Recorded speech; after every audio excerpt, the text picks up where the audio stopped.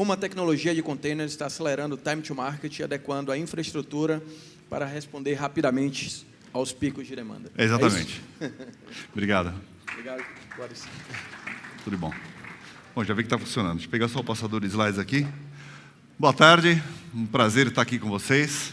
Tá, então, próxima meia hora eu vou estar falando um pouquinho sobre uma plataforma como serviço, nossa plataforma de PaaS chamada OpenShift, e em especial um caso de uso com Liferay, que a gente já tem implementado no Brasil e em alguns outros lugares do mundo. Tá? Como já foi apresentado, meu nome é Boris, eu sou o diretor dos arquitetos de solução da Red Hat. Mais uma vez, obrigado. Estou separando entre o final do evento, então sou o último palestrante. Agradeço aí a ponta firme de vocês. Então vamos lá. Primeiro uma estatística, né? Isso é um ponto importante para a gente enfatizar, né? Todo mundo está muito claro aí sobre transformação digital, a necessidade de você colocar realmente uma plataforma autoescalável para atender demandas.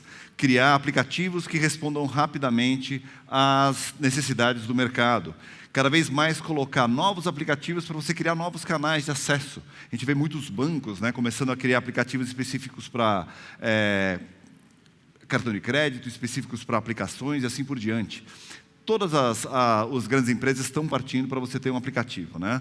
Casos que já foram aqui bastante comentados, né? Uber, Airbnb, etc., são concorrentes que vieram basicamente um aplicativo que começa a derrubar até uma plataforma já consolidada, né? Seja transporte público, seja hotelaria, assim por diante. E todos os CEOs já estão entendendo isso, né? Efetivamente, você tem que ter uma plataforma de infraestrutura autoescalável, ágil, para você colocar novos aplicativos no ar. Por que isso? Senão você vai se tornar simplesmente irrelevante no mercado. Ou você vai sucumbir, vai morrer, ou você vai ser comprado por uma outra empresa. É tão simples como isso. Então, efetivamente, está todo mundo vendo como implementar um negócio digital. E aí, o que a gente tem aqui? O próprio Gartner, né, que está fazendo umas análises muito profundas sobre transformação digital, está comentando, ó, a demanda por negócio, por inovação está cada vez maior, mas a infraestrutura não está adequada. Como é que você consegue adequar a infraestrutura ou criar uma infraestrutura nova? Lógico, ninguém está querendo pegar e tirar toda a infraestrutura que você tem para colocar uma nova, isso sai muito oneroso. Mas aí tem tecnologias para você conseguir pegar e fechar o que a gente chama de lacuna de inovação.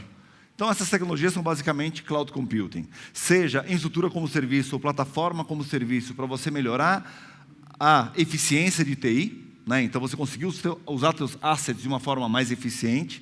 Seja aumentar a produtividade no desenvolvimento. E aí estou falando o quê? Uma plataforma de desenvolvimento com CI/CD, né? Continuous Integration, Continuous Deployment, para você conseguir colocar uma ideia no ar o mais rápido possível. De novo, vem o tema principal da palestra, que é time to market. E, finalmente, agilidade para o negócio. E aí, aplicações mobiles e aplicativos de gestão. Porque a gente está falando agora de um monte de componentes que fazem parte de uma solução de cloud computing, e não mais uma máquina com escalabilidade vertical. Escalabilidade vertical está ficando muito oneroso, realmente a gente está vendo outras formas de você implementar uma estrutura ágil.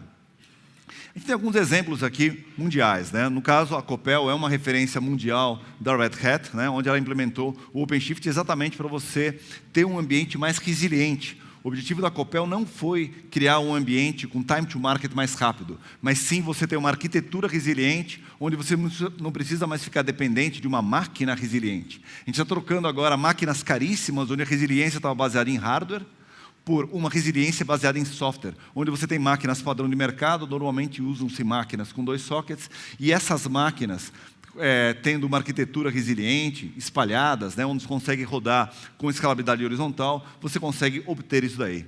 A Ford já começou a entender que é necessário você abraçar o open source.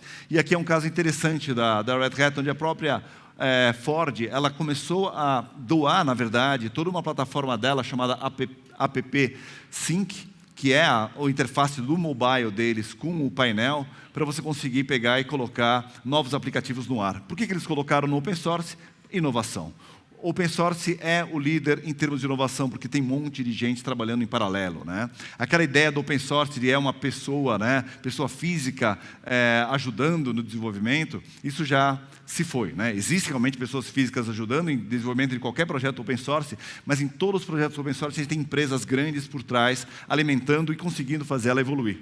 Ford foi uma das que entendeu isso, BMW também. Ela criou uma plataforma open source com outros fabricantes para criar uma plataforma de automação autônoma, né? Então esse é um ponto importante. E segundo, de novo, o aplicativo dele, que é a parte de conexão do painel do BMW com o back-office deles, também utiliza uma plataforma autoescalável baseada em OpenShift. Bancos, que a gente sempre considera um ambiente extremamente conservador, estão utilizando já plataformas open source com desenvolvimento ágil. Esses 3 casos também são casos que utilizam a plataforma da Red Hat. E é interessante você ver aí o KeyBank, que é um banco extremamente tradicional nos Estados Unidos, tem mais de 100 anos, começando a criar disrupção dentro dele, colocando uma plataforma autoescalável. Santander, inclusive aqui no Brasil, utilizando a parte de autoescalabilidade e, principalmente, time to market. Esses 3 bancos adotaram essa plataforma para você conseguir desenvolver mais rápido e criar um ambiente de desenvolvimento multidisciplinar. Várias equipes trabalhando em paralelo para você conseguir ter uma ideia mais rápida e, de novo, é business drivando TI e não mais TI simplesmente suportando o ambiente do negócio. E aí, essa ideia também que teve Deutsche Bank. Deutsche Bank, principalmente, foi a redução de custos. Eles começaram a substituir máquinas virtuais tradicionais por containers. Com isso, conseguiram ganhar um ganho de utilização dos assets deles. Começaram a colocar mais carga dentro das máquinas que eles já tinham. Com isso, eles conseguiram ganhar de 60% a 70% de redução de custos. Foi só troca de máquina virtual por container? Não.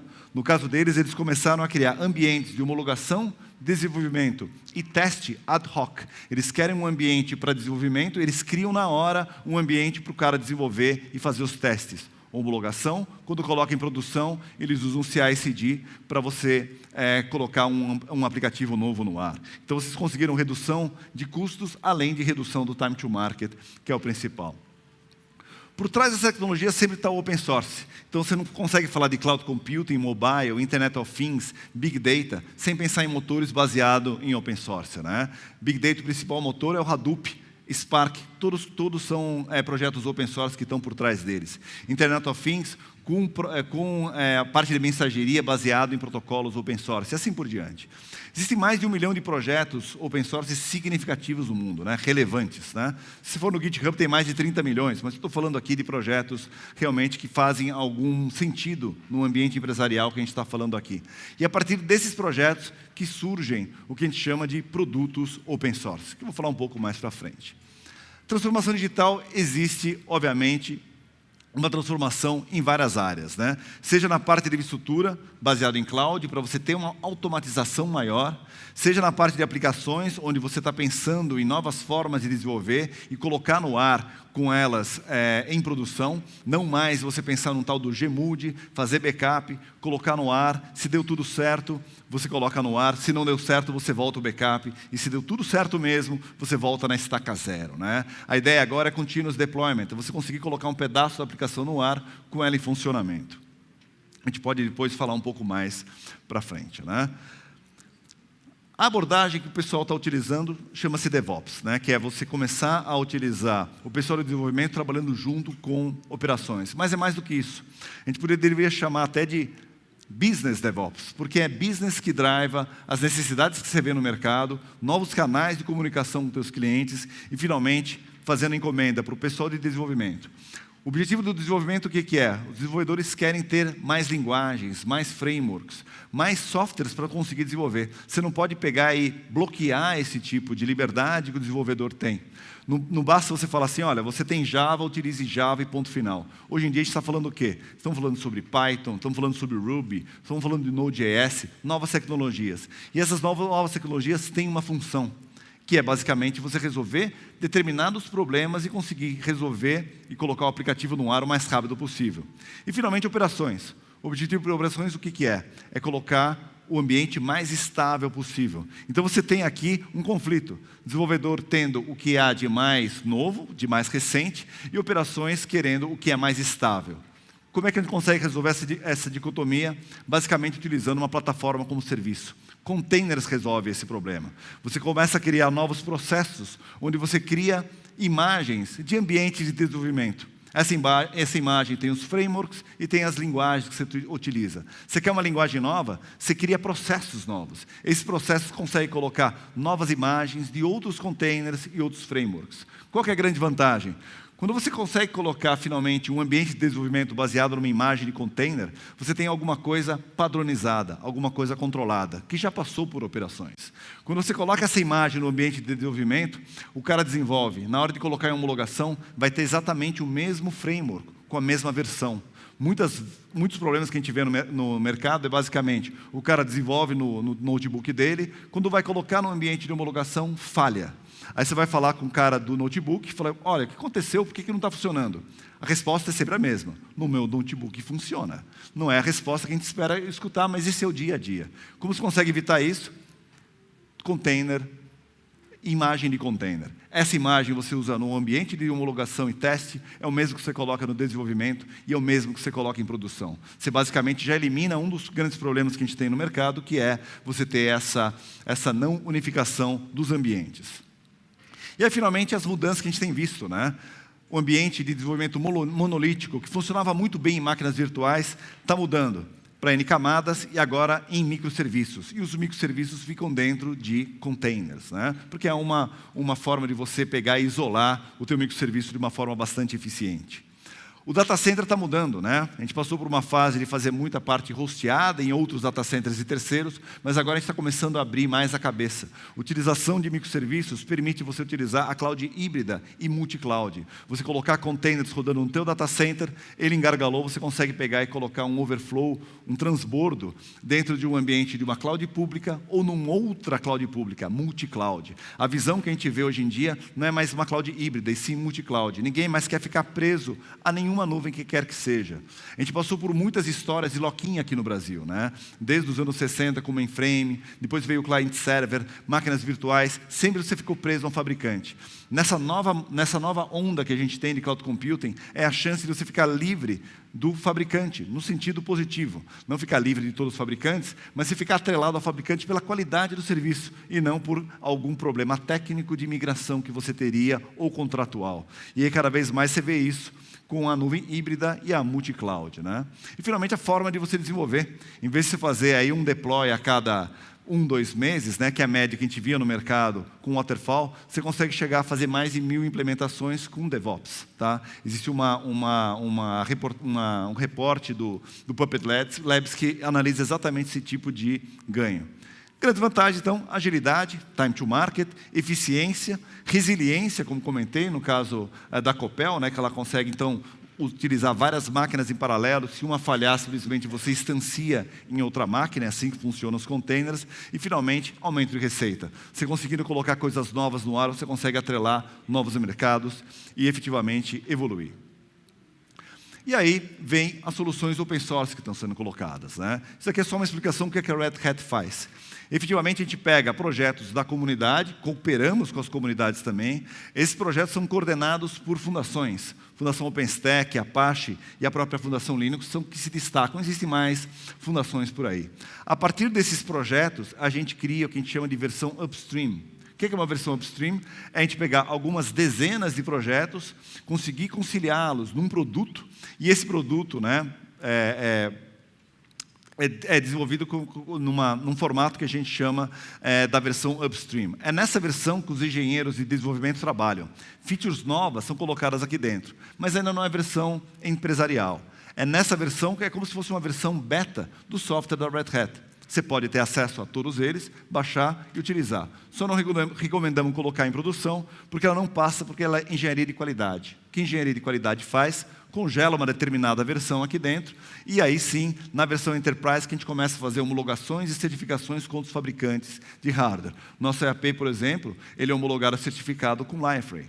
O que acontece se tiver algum problema de Liferay em cima do EAP? Se abrir um chamado na Liferay, ela vai chamar a nossa engenharia para corrigir um determinado problema e vice-versa. Se acontecer algum problema no EAP, a gente vê que um problema foi da Liferay, a nossa engenharia se fala.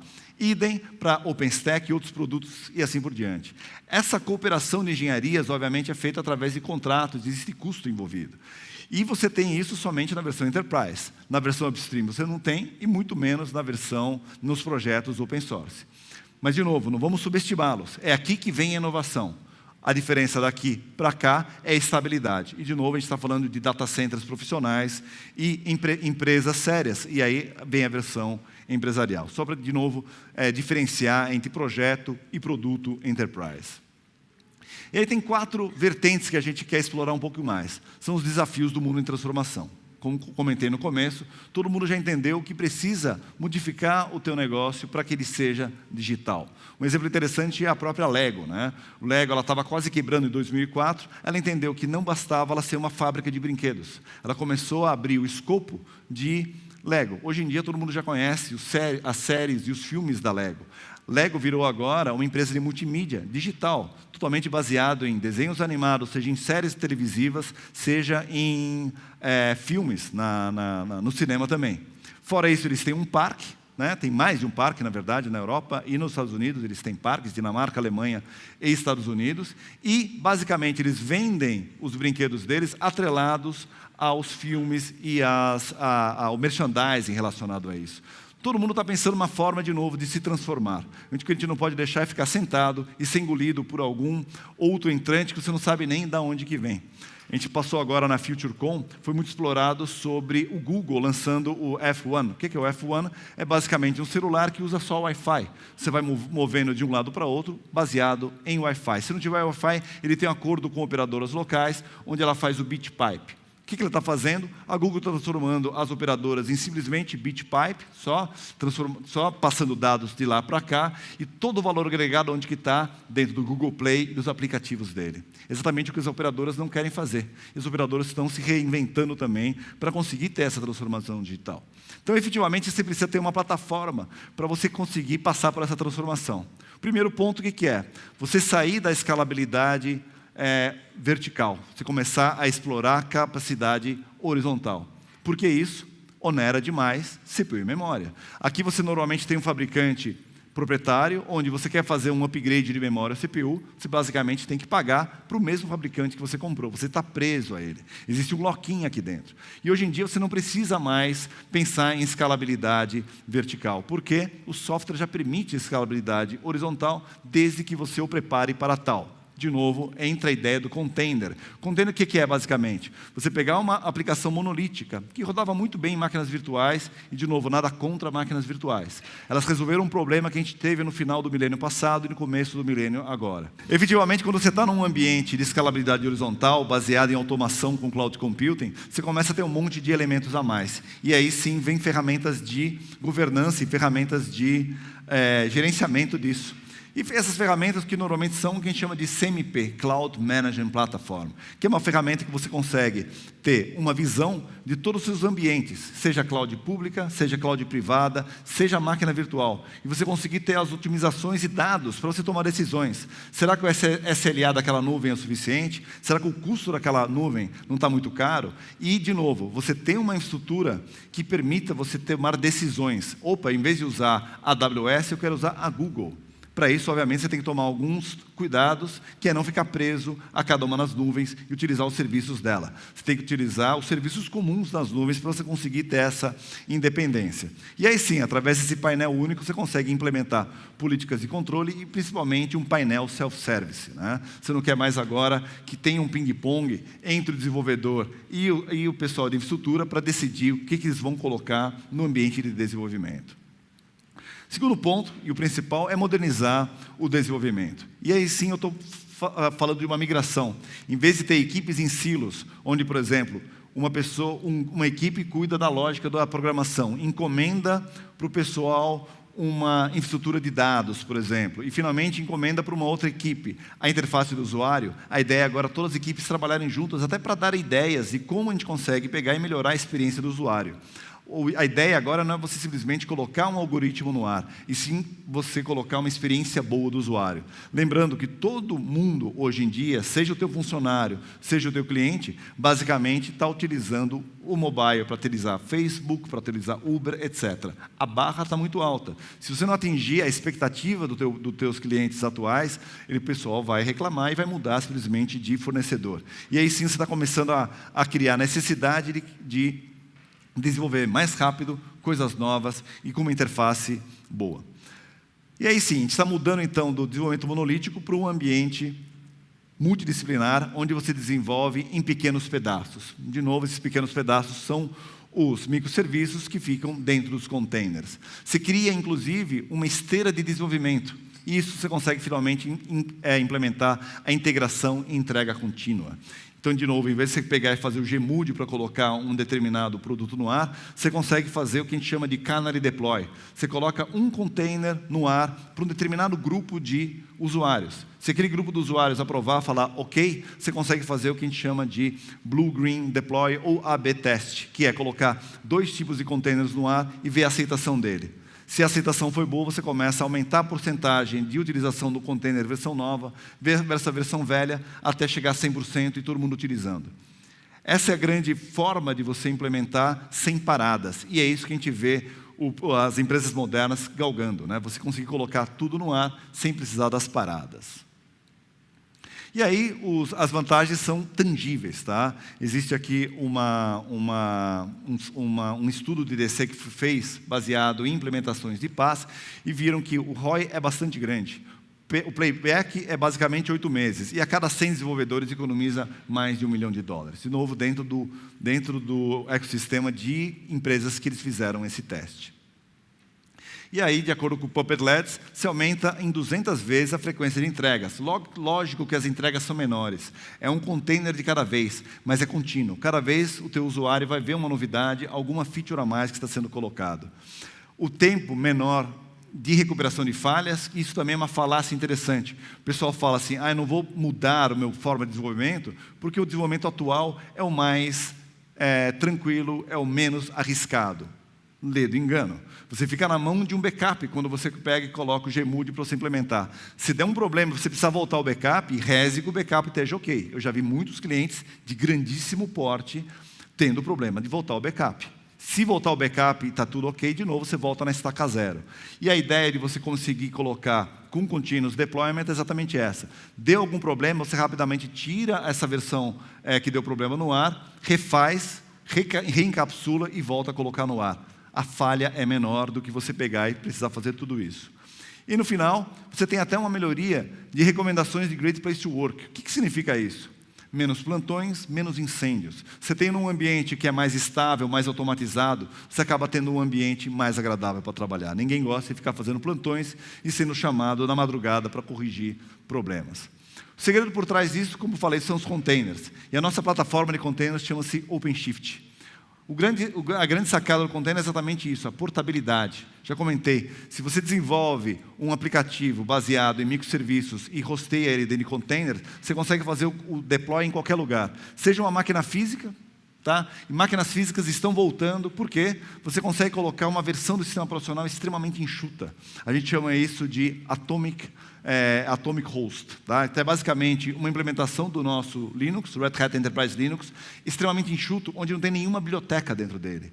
Por quê? As bibliotecas são todas dentro do container. O container carrega o aplicativo, um pedaço do aplicativo, e as dependências dele. Por isso que ele é portável. Você consegue colocar, então, na máquina física, consegue colocar em máquina virtual, em qualquer tipo de virtualização, consegue colocar na tua cloud privada, baseado em OpenStack, que é o padrão de fato que a gente tem visto no mercado, e até em nuvens públicas. E qualquer grande sacada, você conseguir colocar de um lado para outro, conforme você tem SLAs e custos. E aí, de novo, vem a necessidade de uma ferramenta de governança, como um Cloud Management Platform, que você consegue ter essas estatísticas e tomar a decisão onde vale mais a pena você colocar. Será que não está muito caro o teu ambiente de virtualização? Será que você colocar, de repente, voltar ao bare metal e utilizar uma outra estrutura, onde a virtualização está num nível acima, que é dos containers, em vez da máquina virtual? Lembrando, máquina virtual, o que você tem? Você tem todo o sistema operacional, todas as bibliotecas, todas as dependências e o aplicativo. Se você quiser instanciar várias máquinas virtuais para atender uma demanda crescente, vai onerar demais CPU e memória, fora o tempo de colocar uma máquina virtual no ar. A gente está falando de minutos. Enquanto você está falando de containers, fala de milissegundos. O que uma Container Platform faz? Verifica onde está o gargalo da tua aplicação. Se o gargalo da tua aplicação está daquele container, esse container que vai ser instanciado mais vezes. Lotou o teu data center, você coloca em data centers parceiros ou clouds públicas. Esse é o conceito que está por trás. Finalmente, um caso de uso. A gente já tem o caso de do Liferay rodando em cima do EAP em alguns clientes, que é basicamente você conseguir colocá-lo, né? Até é interessante contar um pouco mais do histórico, né? A ideia do container é ser o mais enxuto possível. E a gente fez um trabalho junto com a Liferay para diminuir o tamanho do container. A gente começou com 10 GB, foi para 3 GB, no final a gente fez uma otimização, chegamos em 700 MB. Cada container tem 700 MB. Se acontecer alguma necessidade de maior acesso, por exemplo, na intranet do BNB, que eu acabei de ver a apresentação, se vocês precisam ter uma escalabilidade maior, basicamente, o container tem a elasticidade, né? Então, a plataforma de container vai instanciando mais containers conforme a necessidade. Tá bom, atender uma determinada demanda, tem o pico, tá beleza. Em pequenos milissegundos, você consegue colocar isso no ar. E agora que o pessoal começou a cair a demanda e não tem mais tanta necessidade, existe também a retração. Daí que vem a ideia da elasticidade. Não é só crescimento, é também liberação de recurso, para que você tenha um pool todo preparado para você conseguir colocar e utilizar em outras plataformas, né? Como o Deutsche Bank fez. Você tem sempre um pool de recursos disponível. Você quer criar um ambiente novo de desenvolvimento, homologação e teste, você cria ad hoc.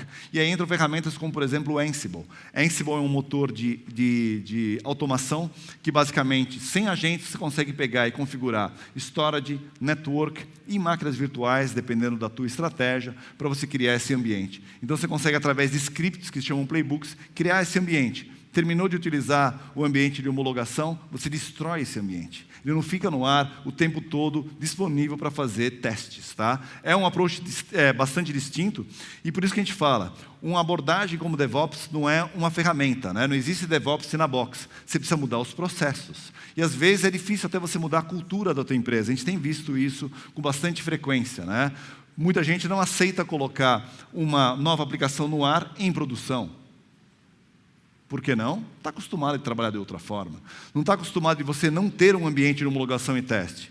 Por quê? Está acostumado de outra forma. Isso é cultura. E realmente é necessário fazer para que uma abordagem de DevOps funcione, é necessário você vender a ideia internamente, em todas as camadas. Seja o executivo mostrando as vantagens do time to market, de redução de custo, seja o pessoal técnico, onde você consegue ter um controle maior, sem abrir mão da flexibilidade necessária. Mais do que isso, você consegue colocar outros componentes, né? Eu coloquei o Liferay em cima do EAP num ambiente autoescalável. De repente, você quer colocar regra de negócio num outro ambiente. Você pode colocar ferramentas como BRMS, que coloca as regras de negócio, e fluxo de processos, como um BPM, por exemplo.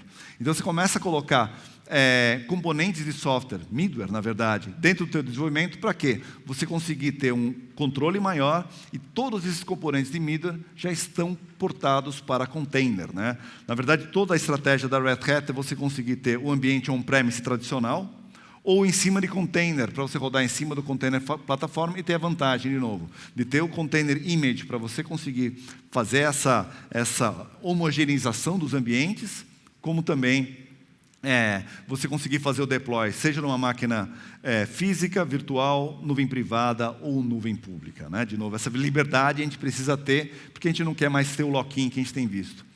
E também, integração. Integração é a palavra-chave agora num ambiente de microserviços. Como você tem vários componentes, eles têm que se comunicar. Como é que você faz isso? Através de protocolos de comunicação, e isso é implementado através de um ESB, né? Muita gente tem medo de ESB ainda por trauma da versão do SOA que a gente tinha visto aí no começo aí do século, né? Final do século passado, né? O SOA veio com muita sede ao pote, onde você tinha implementações muito grandes de SOA. Você tinha o USB, né? Que é o Enterprise Service Bus, para você conectar os aplicativos, e tem toda a ferramenta de governança em cima. A porcentagem de projetos de SOA que deram certo é abaixo de 20%. O approach agora mudou. Você quer governança, vai fazer em fases, tá? Você pensa primeiro na parte de integração, integrar os aplicativos com os mais variados protocolos. De novo, vem a vantagem do open source. O open source, por ser baseado, de novo, em comunidades que estão trabalhando das mais diversas formas, você tem mais implementações de protocolos, tá? De novo, você tem que integrar o teu sistema legado. Ninguém vai jogar fora o sistema legado e normalmente os dados ficam aqui. Como é que você faz isso? De novo, formas de você comunicar entre eles. E mais do que isso, a gente está querendo também que todos os teus serviços implementados no teu data center sejam usados de outra forma. Não basta só você ter o teu aplicativo disponível no teu celular. Você pode ter motores dentro do teu data center disponíveis através da API, para que teus parceiros utilizem, teus clientes utilizem, os teus funcionários utilizem. Então, de novo, uma forma de você apresentar os teus motores na web é através de uma API, né? E aí, até andando um passo a mais, como é que a gente fica os dados? Falei de integração de aplicativos. Você pode também integrar os dados, criar uma camada de virtualização de dados, que a gente chama de Data Virtualization, onde você consegue abstrair o acesso a vários bancos de dados. Seja um NoSQL, seja um SQL, seja até uma planilha Excel. Você consegue mapear tudo isso como se fosse um banco de dados só. E aí os aplicativos ficam independentes entre a parte de lógica com a parte de dados. Tá? Muitos clientes nossos estão migrando, por exemplo, do banco de dados proprietário, que não é tão simples, né? Porque de vez em quando você tem código aqui dentro, né? Vídeo PL e SQL. Quem usa PL e SQL, você coloca código junto com o banco de dados. Como é que você faz essa separação se o código está aqui dentro? Não faz, você tem que separar primeiro o código. Separa-se o código no aplicativo, e aí sim, você consegue pegar e criar essa camada de abstração. O que é legal dessa camada de abstração? Ela tem um cache interno, você consegue usar com bastante eficiência. Mais do que isso, você consegue até criar outras visões, uma visão canônica, né? Colocar nomes mais fáceis de você digerir para o pessoal de desenvolvimento, aumenta a produtividade também e, principalmente, criar uma independência do aplicativo das bases de dados. Imagina você substituir o mainframe com DB2, de repente, por uma máquina x86 com o SQL Server da Microsoft, que agora está rodando em Windows, em Linux também. Tá, okay? Então é legal aí uma nova forma de acessar os dados. Tá? O SERP é um case público nosso. Todos os dados deles são mapeados através do nosso Data Virtualization e eles colocam os outros órgãos governamentais consumindo esses dados através de um API Management. Né? De novo, a ideia é realmente ter esses componentes de software ajudando. E aí a medição desse consumo desses dados é feita e a cobrança entre os órgãos governamentais é feita dessa forma. De novo, o OpenShift é a nossa plataforma de container, que é o case que a gente tem visto muito com a própria Liferay, né? Ela tem um portal de self-service, permite várias linguagens. De novo, você tem que destrancar as opções que os teus desenvolvedores têm. Você não pode deixá-los fixos a uma linguagem apenas. O mundo atual não permite. Você tem que deixá-los começar a pensar em novas opções que a gente vê no mercado, né? Open source, obviamente, já pensa em web scale, por causa exatamente dessa escalabilidade e possibilidade de você instanciar mais containers conforme a necessidade. Finalmente, prover experiência digital, que é basicamente você colocar o teu ambiente através de mobile. Mobile é o futuro, né? Ninguém nem mais tem dúvida, né? Já é um presente. Eu falo futuro só porque daqui a pouco a gente nem mais vai ter notebook nem desktop. Basicamente, teu celular vai ser a tua única fonte de computação, né? E através dela acessar os teus aplicativos, né? Com isso você consegue agilizar a inovação, porque já chega na ponta do teu usuário na hora, né? Acelerar a entrega de aplicações, porque necessariamente você está pensando num ambiente de DevOps para implementar aplicações mobile, aumentar a eficiência operacional e, finalmente, melhorar a experiência do usuário. A nossa plataforma de mobile basicamente tem o foco em integrar o teu legado.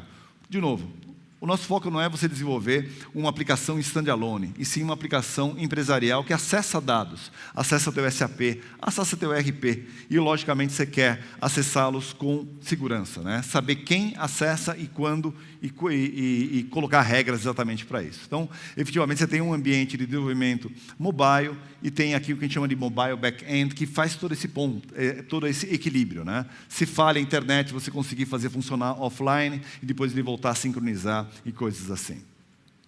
E, finalmente, otimizar a TI. Como eu comentei, ninguém vai jogar fora o ambiente atual que você tem, você vai integrá-lo. Você tem que conviver o ambiente tradicional, isso também é um slide do Gartner, por isso está em inglês, até peço desculpas, tá? Mas, basicamente, você fazer o teu ambiente tradicional conviver com um ambiente novo, que é basicamente você ter tanto middleware para cloud como um middleware tradicional, tanto containers como um ambiente on-premise. E ter um gerenciamento unificado, onde você tem essa visão única, como comentei, do CMP, e automação. Se traduzir aí em implementação da Red Hat, o nosso CMP chama-se CloudForms, o Satellite cuida de todo o ciclo de vida do Linux, e você consegue rodar tanto em ambiente virtualização tradicional, virtualização open source, cloud privada, cloud pública, através de um painel único de container. E o Ansible é o motor de é a automação que eu comentei. A gente até andou um passo a mais, tá? A gente criou um negócio chamado Red Hat Insights, que basicamente você coleta dados e compara dados de todos os clientes da Red Hat mundialmente para você começar a ter o que a gente chama de manutenção preditiva. A gente consegue verificar padrões de utilização, de workloads e de configurações que, caso aconteça um erro, sei lá, em Sri Lanka, você consegue ter uma previsão, falar assim, olha, a gente tem um caso que pelo teu workload, pela tua configuração, em 15 dias pode ter um kernel panic. Por favor, fazer algumas correções. Essas correções, elas são passadas através de scripts chamados playbooks. Podem ser feitos manualmente, ou pode alimentar diretamente o motor Ansible, e o Ansible faz as correções automaticamente. O que o Insights faz? Basicamente verifica toda a parte de estabilidade, toda a parte de performance, toda a parte de segurança e toda a parte de disponibilidade. Então, são 4 fatores que ele utiliza. E você consegue priorizar a implementação de cada um deles. De novo, é utilizar inteligência artificial para você começar a aumentar o SLA do teu ambiente e diminuir o downtime. Agora, a aplicação, as animações finais, já estou no final. Basicamente, onde a gente quer chegar? O desenvolvedor quer um ambiente de desenvolvimento. Ele começa a trocar uma ideia com os administradores de virtualização, sistemas e segurança. E aí começa aquele ping-pong tradicional. Qual rede que você precisa ligar ao teu ambiente? Você precisa mesmo de 16 GB de memória, não pode ser 8? Né? Muitas vezes a gente faz, basicamente, reportes quando a gente começa a ver todo mundo pediu 32 GB de memória e ninguém usa mais do que 8. Que tal mudar o padrão para 8? Você economiza aí uma fortuna só em memória dos teus servidores. Qual a versão Java? E assim por diante. Como é que você consegue pegar e colocar? Isso, obviamente, acaba trazendo atrasos. Isso é normal. A maioria dos clientes que a gente trabalha, o trabalho de você, desde querer um ambiente de desenvolvimento até finalmente tê-lo, vai de 3 semanas a 3 meses, onde tem alguns casos extremos que a gente viu até mais do que isso. Tá? Mas é bastante brutal. E aí, logicamente, a gente tem atraso. O desenvolvedor não está satisfeito e o pessoal de operações também não está satisfeito. Como é tudo muito manual, a chance de erro é muito grande. O que a gente está propondo? O desenvolvedor começa a trocar uma ideia com um projetista de serviço. Quem conhece ITIL conhece essa figura, tá? É uma figura tradicional dessa abordagem, né? O projetista de serviço, sim, que vai estar trocando ideia com os administradores e cria todo o ambiente de automação baseado nos inputs e nas regras que a tua empresa tem. Eles alimentam um catálogo e esse catálogo vai ficar disponível através de um ambiente de portal de serviço. Como é que fica, então? O desenvolvedor acessa o portal do serviço, tem as opções de ambiente de desenvolvimento. Esse ambiente pode ser implementado tanto em máquinas virtuais, como máquina física, como cloud públicas e clouds privadas, e já totalmente compliant com as regras da tua empresa e com as normas sendo colocadas. E aí, finalmente, você tem um ambiente rapidamente provisionado, em minutos, e é assim que a gente vê no mercado, sim. Todo mundo fica feliz, né, com essa ideia. O desenvolvedor tem várias linguagens, vários frameworks rapidamente colocados, e o pessoal de operações sabe que aquilo vai funcionar tanto no desenvolvimento, homologação, teste e produção, com auto-scaling e automatizado. Basicamente isso que eu queria falar com vocês. Agradeço aí a presença de todos. O ambiente é exatamente esse. Você ter ferramentas de gerência para um ambiente automatizado e numa abordagem mais moderna. A ideia é você conseguir colocar uma ideia no ar o mais rápido possível e o mais controlável possível. De novo, utilizando ferramentas como o middleware da Red Hat, como o portal da Liferay, para a gente conseguir implementar soluções inovadoras. Obrigado, pessoal.